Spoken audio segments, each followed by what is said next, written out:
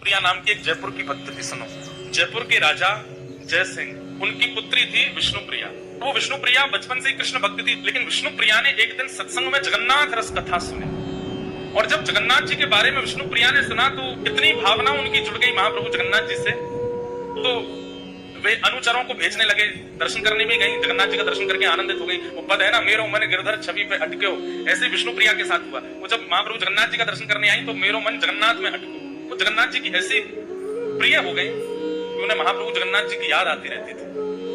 इतनी स्मृति हुई कि एक बार उन्होंने किसी संत से कहा कि मैं क्या करूं, मुझे जगन्नाथ जी की बहुत याद आती है, पर इतना दूर है एक तो श्री क्षेत्र, पिताजी साल में एक बार तो अनुग्रह करके ले जाएंगे लेकिन बार बार नहीं जाने देते। तो किसी संत ने कहा, नित्य ही कोई ना कोई जगन्नाथपुरी जाता है, आप पत्र लिख करके जगन्नाथपुरी भेजो। विष्णुप्रिया ने पत्र लिखे और उन पत्रों में अपना प्रेम प्रकट किया जो वो जगन्नाथ जी को कहना चाहती, और उन समस्त पत्रों को इकट्ठा करती रही कि जब कोई मिलेगा कि जगन्नाथपुरी जा रहे हैं तो उसको दे देंगे। तब राजा ने अपने ही एक सेवक को आज्ञा की कि हमारा बहुत मन हो रहा है कि महाप्रसाद का भोग आवे जगन्नाथपुरी से, तुम जगन्नाथपुरी जाओ और वहां से महाप्रसाद लेके आओ। विष्णुप्रिया को जब ये बात पता चली तो उसने सारे पत्र इकट्ठे करके एक लिफाफे में डाल करके उस सेवक को दे दिए। राजा ने स्वर्ण मुद्रा अलग दी, विष्णुप्रिया ने स्वर्ण मुद्रा अलग दी, बोले मेरी तरफ से है, पिताजी ने जो तुमको आज्ञा दी तुम उसको करना, पर मेरे पत्र महाप्रभु जी को पहुंचा देना। तो अनुचर है।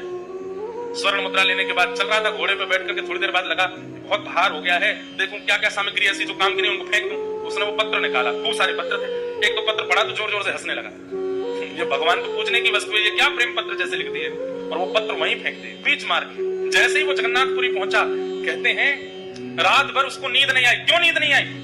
कि वो तो जगन्नाथपुरी आ गया, लेकिन महाप्रभु जी जिन पत्रों की प्रतीक्षा कर रहे थे वो पत्र लेकर के नहीं आया। महाप्रभु जी को नींद नहीं आ रही है कि मेरे पत्र आए होंगे, कहाँ है वो, अभी तक नहीं दिए इसने।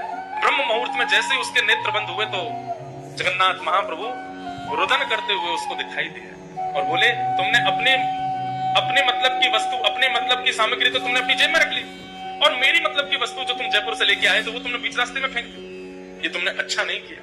कल सुबह मेरा दर्शन करने जरूर आना और तुम्हें कल पता चलेगा कि मुझे क्या प्रिय है।